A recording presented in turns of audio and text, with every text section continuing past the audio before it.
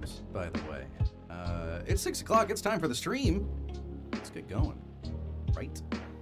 Taking this music today. It's Stream Beats by Harris Heller.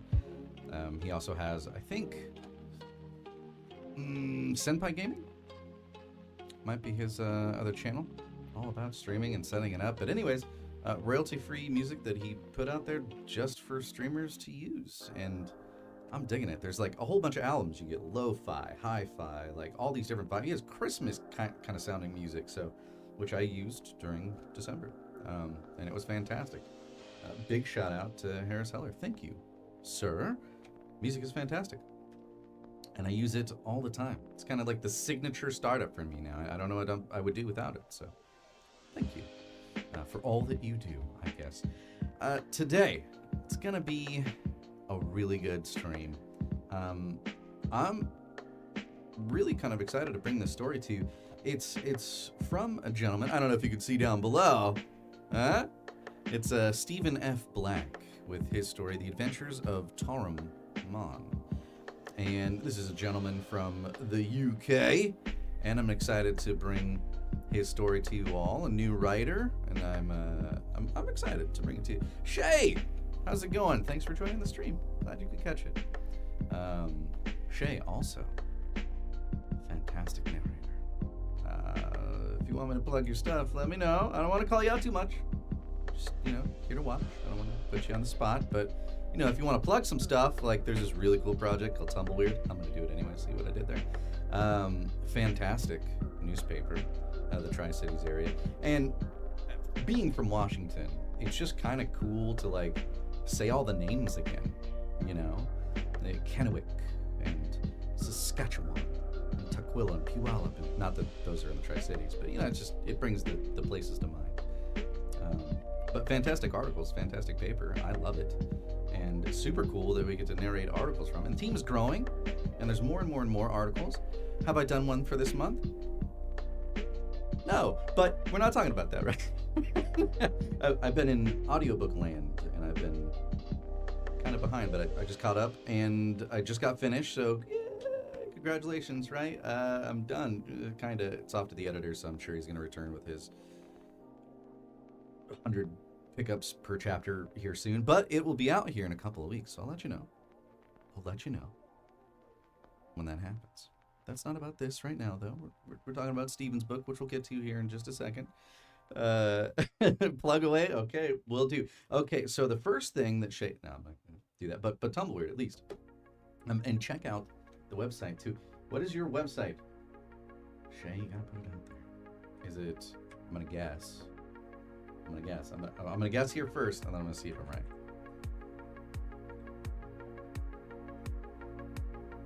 If I could spell, that would work. Probably better.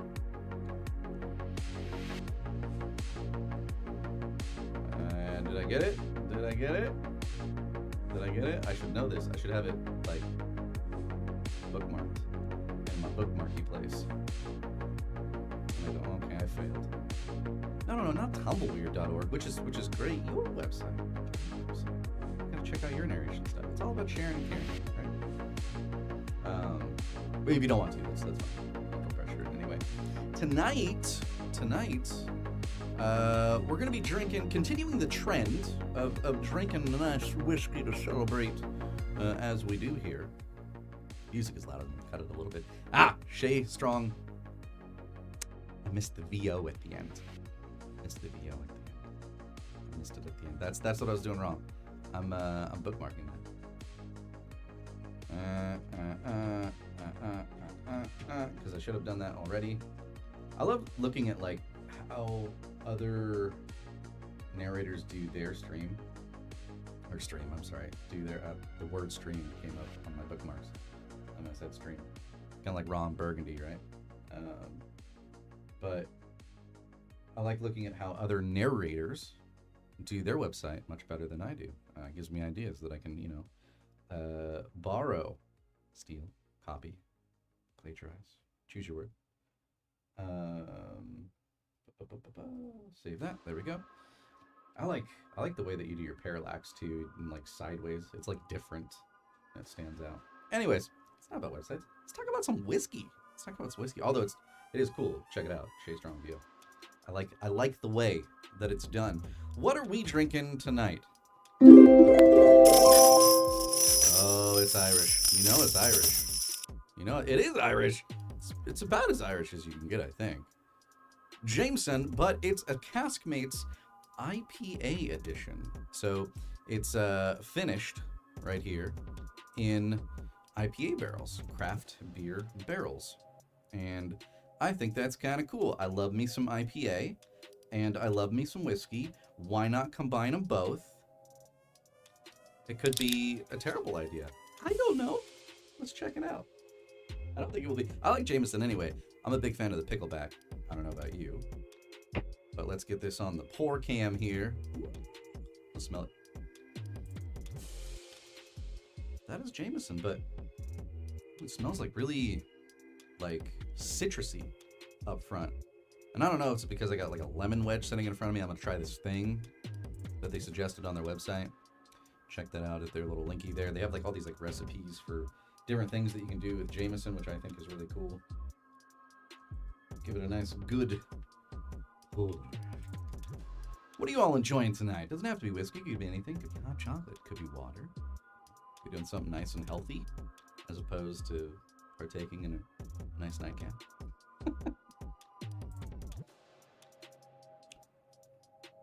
Ooh. Okay. That is different, and not in a bad way. Why did Green Spot come up on YouTube? It's not Green Spot, guys. It's definitely Jameson. But for some reason, when I hit the button on YouTube, it's saying I'm drinking Green Spot. It's not.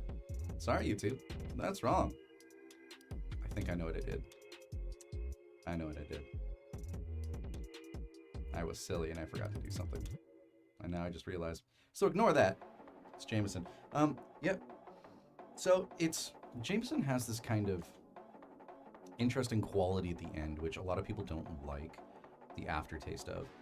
That is not present here. It darn near doesn't taste like Jameson to me.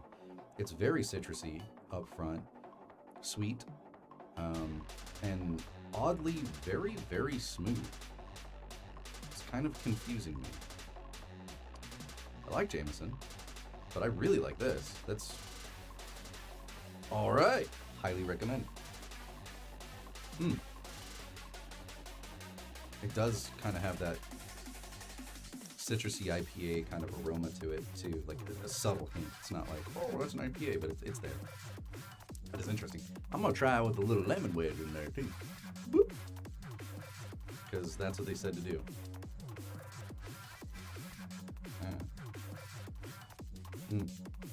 Okay, the aroma's kind of nice with it. Anyways, here on Mixology Stream, that's what we're doing tonight. Let's get into some reading. Let me tell you a little bit about this particular author and book as I hit the button there. Stephen here is a new author, and this is his new book, and I think he's planning to do about 7 in this series. In a fantasy kind of indie thing, right, that he has going on. You'll see when we get in the booth, or here, I guess, is what will happen when we get in the booth. But it's a little story that he says is kind of dark versus light synergy with RPG elements. Kind of, the description made me think more like maybe lit RPG, but it's not that. I think as you hear it, as I start reading it, you'll realize it. To me, it's almost like the next part of his description, where it's about a group of heroes led by the elf protagonist Tarum, right? The Adventures of TarumMon, and we'll understand what that means here in a little bit. As he goes on an adventure, right? Groups up with his friends. It almost comes across to me like a telling of what happened in like a D&D session, right? It kind of has that vibe to it for me, like an epic adventure of heroes, right? And it's kind of a summary of those events. So it's pretty cool. It's an interesting read. And I am excited that we have a brand new author taking that plunge, and wanting to get their stuff read live. That's a big step for some, and it takes a lot of guts. So my hat's on, but it would be off to you, Mr. Steven, and we'll get in the booth and we'll start reading that stuff. I'm gonna kill the music though, because it'll create all kinds of interesting vibes, which may help. Usually doesn't. So I'm gonna pause that music, and then we're gonna go switch over to there. My God, are you still talking? I am still talking. You know, we have this conversation every time. Let's go to the booth. Let's go to the booth.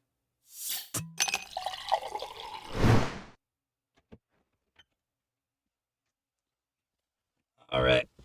I got my whiskey in hand. All right. Hopefully you're enjoying your evening or day or time zone, I guess. I hope you're enjoying your time zone, because who knows when you're watching this. Like Mr. Steven here, you might be from the UK and catching this later on YouTube, which is a perfectly acceptable way to be watching it. And then you can fast forward through all the bits where you're like, would he just get to it? Would he just get to the story? But everybody that's live, they have to suffer with me. Ha ha ha ha! Gotcha, suckers. This is good. Oh yeah. And a reminder, if you want to play the game when my mod is around, he likes to play this game, a drinking game that goes along with the evening, where every time I mess up or flub, he'll call it out, keep me honest, and I'll show you a little bit of what that looks like.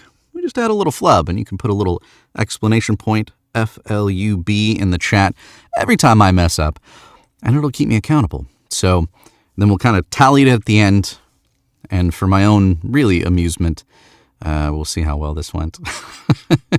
But he turns it into a drinking game. I'm going to say, though, if you decide to play that game, drink responsibly. Don't drive, okay? Because it's bad. Switch to water if you have to. It's okay. Nobody's judging. I can't see you. Not that I would judge anyways. Okay. Yep. I just realized. There we go. Now it works. I was on the wrong button set. That was almost horrible. Let's get this started, shall we? Like Windows 95. All right. The Adventures of TarumMon. Specifically, the first book in the series, this will be the first chapter, the prologue in the first chapter of The Sphere of Time by Stephen F. Black. Here we go. Prologue. Welcome, adventurers. You are about to discover a vast new world of mystery, enchantment, and fantasy. This world is known as Zexus. I think that's how you say it. Zexus was created by a very powerful and magical god called the Magnificent. Zexus is made up of 7 separate continents. Collectively, they are known as the Joining. Each novel will follow our heroes and reveal its land and its many beautiful inhabitants and strange creatures. This story will introduce the continent called Rith. Chapter 1. Brightleaf, Day 1. I would like to invite you to Rith. This continent contains many different races. These include humans, elves, and the occasional troll.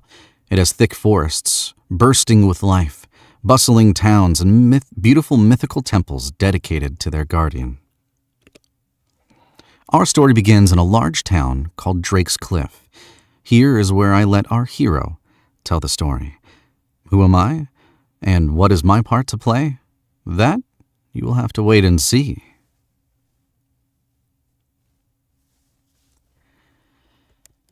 It was a typical day in my town. The busy streets were full of traders going about their business.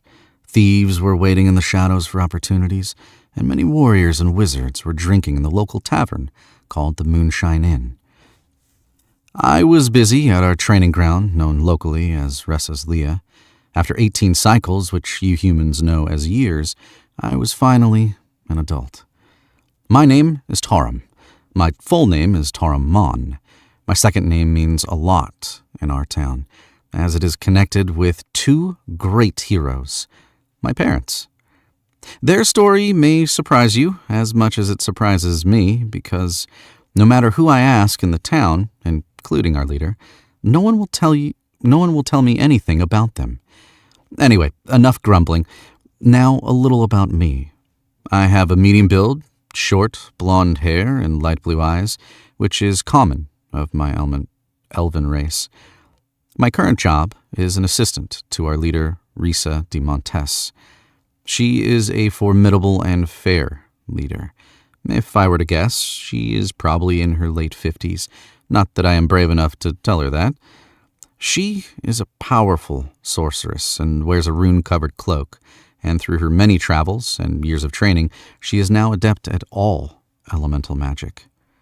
She seems to have a secret, though.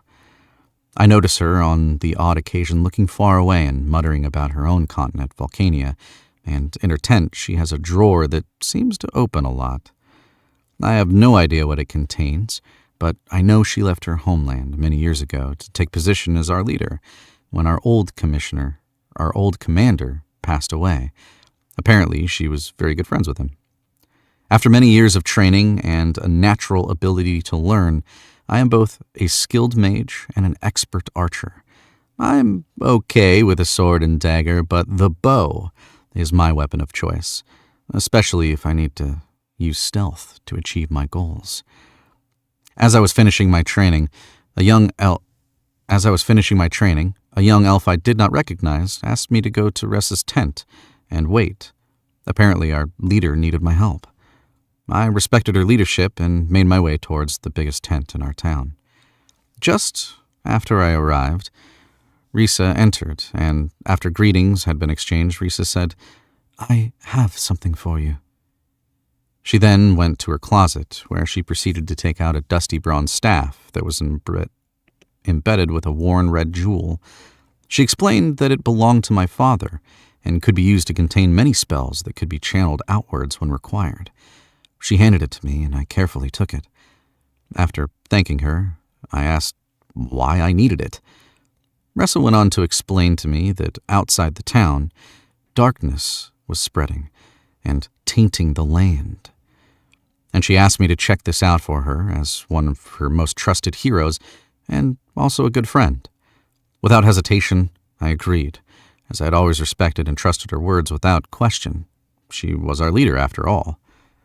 Knowing I would be away a while, I headed to my lodgings, what we elves call home, to get supplies for my trip. These included some food, water, a dagger, my trusty bow and arrows, my contact stone, and some spell books. I also took some zens, the currency used throughout the joining. As the staff was dusty, I decided to wipe it down using a wet cloth.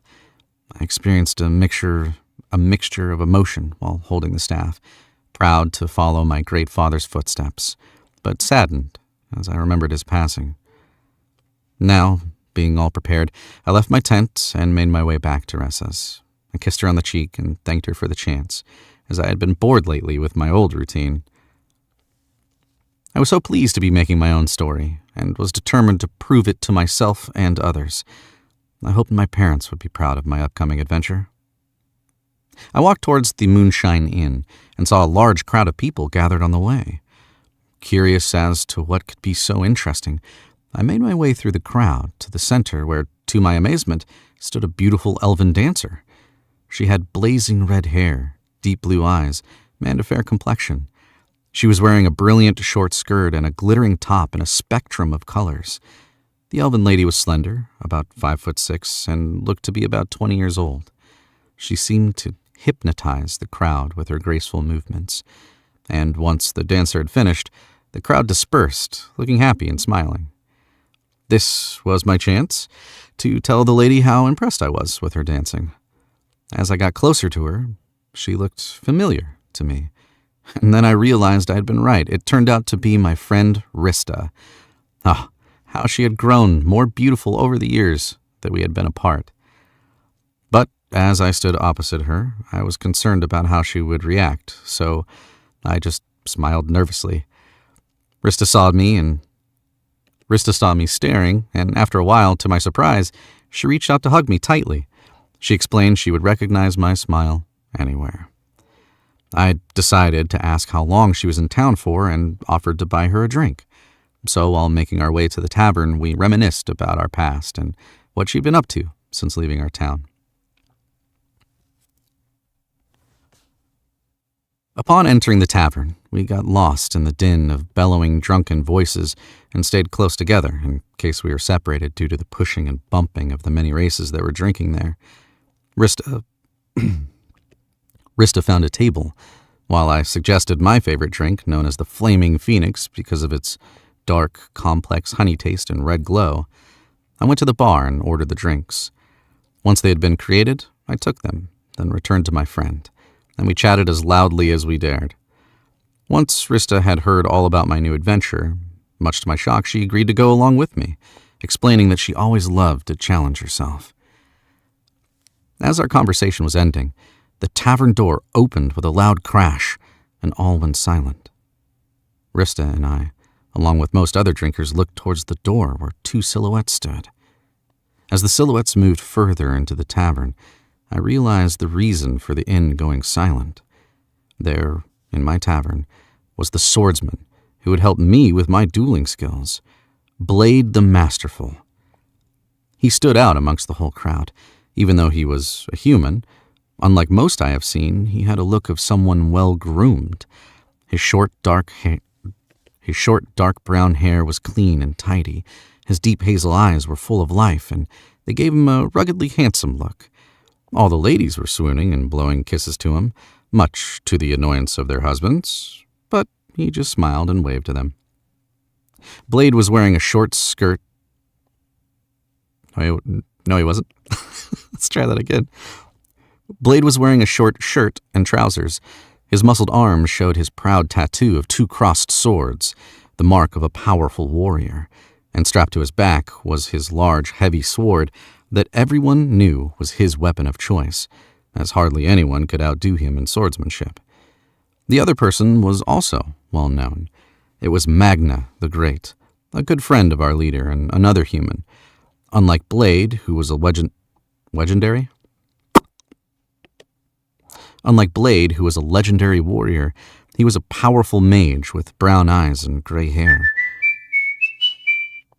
That is the sound of an ad break coming up, so I'll pause here so you don't miss any of the story, and we'll talk for a little while. We'll talk. Enjoying the story so far? I think maybe you can kind of see at this point is it really does come across to me like a D&D adventure that you're kind of, telling, right? Like this adventure kind of happened during one of our gameplay sessions, and like here's the events that kind of unfolded. It kind of comes across to me that way, especially with the fantasy setting that it's in, with blade masters and mages, and really comes across to me like that anyways. And if you're on YouTube, this is probably a weird pause, but over on Twitch, the other service that I stream on, ever so often the stream stops for ad breaks. So that people don't miss any of the story, I pause for a little bit until the ad break is over, and then we resume the story. So I'll just kind of resume at the top of the paragraph there when we come back. Let me see if anybody was talking to us while I was reading and catch up on chat. Looks like we are a little quiet tonight. 14 flubs so far. Not bad.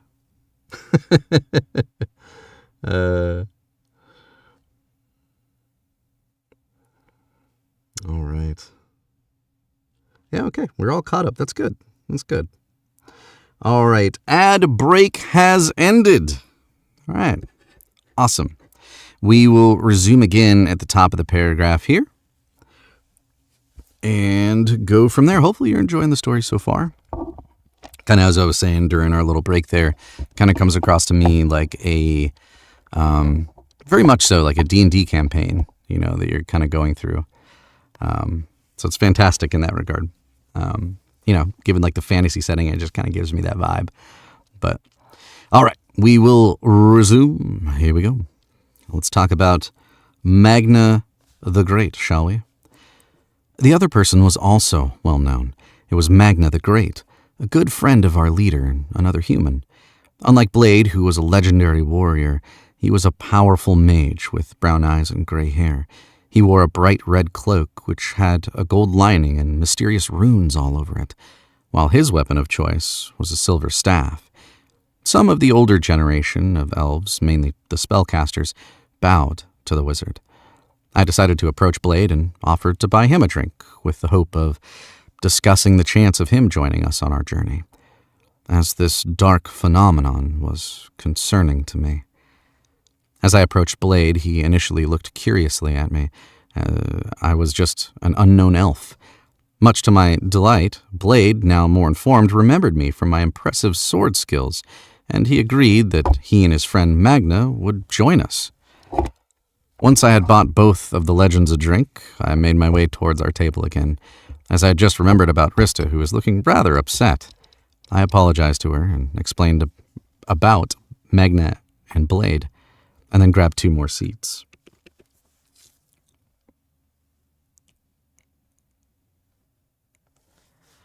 Rista tried not to blush as the warrior sat next to her.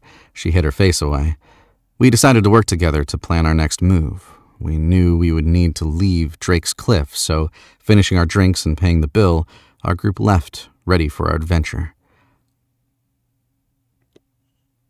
Let me try that again. Oh, I see. We knew we would need to leave Drake's Cliff, so finishing our drinks and paying the bill, our group left, ready for our adventure together. We passed many houses and shops. Without warning, a violent spinner spell swept us off our feet, and as we tumbled through the air, we felt completely paralyzed, and at the same time, we were carried out of the town. Sometime later, we were dumped onto the ground, very sore and bruised, and the spinner then dissolved. After we got ourselves together, we couldn't really move and found ourselves in front of the main gate of Drake's Cliff, which had now been locked, while I spotted an eerie symbol revealing itself over the gate. We were all worried about the city, but we hoped that someone in one of the surrounding towns might know what the symbol meant or how it was going to affect the town. All of our attempts, including magical ones, had no effect on the symbol. It just glowed an evil red color. Any spell against it was nullified, and weapon blows bounced off. Whatever dark magic had been used, it was very powerful. We hoped everyone would be safe, as now no one could enter or leave. My party decided to follow the usual path away from the town as we began our long journey. We soon arrived at a large stone bridge which led over a flaming chasm. As our group crossed the massive bridge, the flames appeared higher and more powerful. They moved as if controlled by a greater source. Yellows, reds, and then vibrant oranges swirled around us. The heat was unbearable, and so we decided to make a run for it. As we did, to our horror, the fire began taking shape, and large creatures appeared from it. To our utter amazement, we had encountered one of the Rith's rarest monsters, ember beings. These large creatures were magma magic given life. They were vicious and strong and would use powerful blasts to roast anything in their way. We fought back as best we could. Magna casting a few small aqua spells, but we all ended up with minor burns until I had an idea. I then pointed my staff straight up and cast the storm spell, hoping it would work, as I'd only tried it once before and ended up soaking me and my classmates. Everyone else watched as the spell began. It turned the sky black, and then the wind picked up. Thunder filled the air. Torrents of rain began to fall, while lightning split the sky above us. I was so proud. It was a powerful sight. My 3 comrades found cover from the downpour under a rock formation. I was soaked, but grateful the spell worked. As the torrent of rain touched the beasts, they began to turn to mist, and as soon as the wind caught them, they flew away. With our path now clear and my storm beginning to ebb, we all made sure to heal our burns, and I used a light breeze spell to dry myself off, and we carried on our journey. In a far-off place,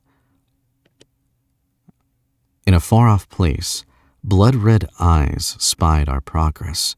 Someone was now furious.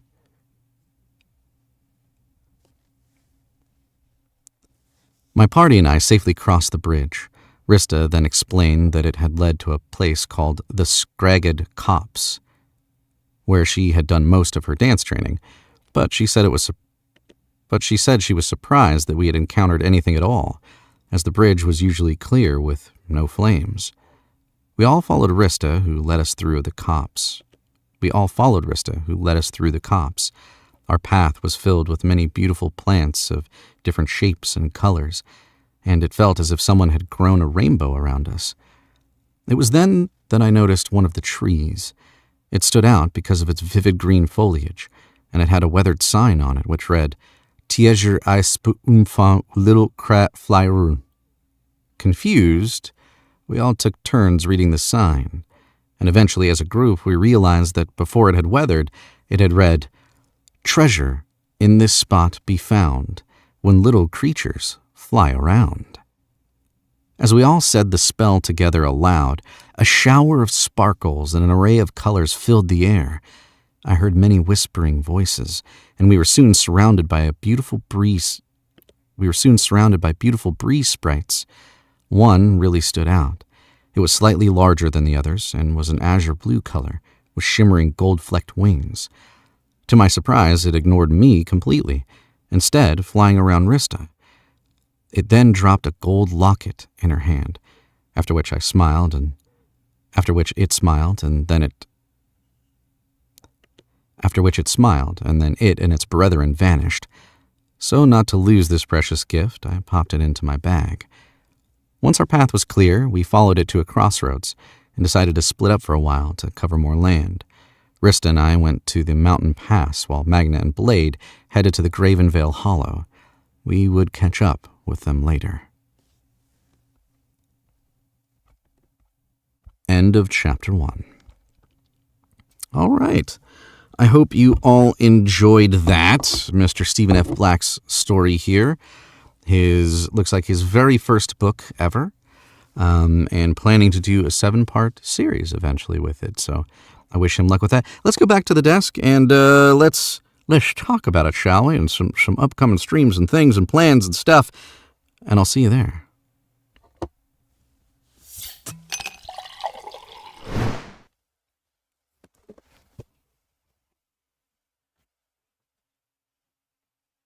All right. What did we end with? 25 flubs. There's probably more than that. I think I forgot to hit the button a couple times, but not bad. Not bad. You see, it's kind of like I kind of put the stream into one of those like categories of behind the scenes, really. Like as you're listening and watching the stream and me reading it live, by the time you get like an audiobook done, you don't see any of it, right? It's just hopefully perfect, right? It's been edited and mastered and it just sounds perfect. And I think sometimes that can give the false illusion that that's what it is, right? It's just boom, you sit down, you start reading, and you knock out an audiobook. You read for 8 hours straight and you're done. There's the book. No. that's definitely not how it works. I'm sure there's probably the few that can do it, the rare unicorn exception. But yeah, that's why we do what's called punch and roll. And if you're interested about that, let me know. I can talk to you ad nauseum about that. But no, great story there by Stephen F. Black. I like the premise, and I kind of like the fantasy setting too. I'm a huge Lord of the Rings nerd, as it would. And I just started getting into the Dungeons and Dragons thing. My son took a real interest in it. He's in one of those to me, it's like we had like a time period during the day, like homeroom. It's not called that anymore. It's called something. I can't remember what it's called, but it's equivalent to that, where they have like a little bit of time that they can use to study or do a extracurricular activity. And there's a D&D group run by one of the teachers there. And so he joined that group, and he's kind of taken a fascination to that. So now I am learning about it so I can kind of figure out what it is and, have that kind of thing that we can mutually kind of understand and do together. And I'm running a little solo one-shot campaign with him just to kind of figure it out. And it's been fun. So I'm really digging the fantasy vibe, especially here lately. And I've been getting really into lit RPG, which, you know, I think is not all the time, but there's a lot of fantasy setting lit RPG there that's out there. I'm in one right now called The Overpowered Mage, I think. I just got done with the first two of Dungeon Crawler Carl, which is fantastic. Check it out. Fantastically done. Um, but I wanted some, like another flavoring, and that was more of in a fantasy setting. The Overpowered Mage, I think is what it's called.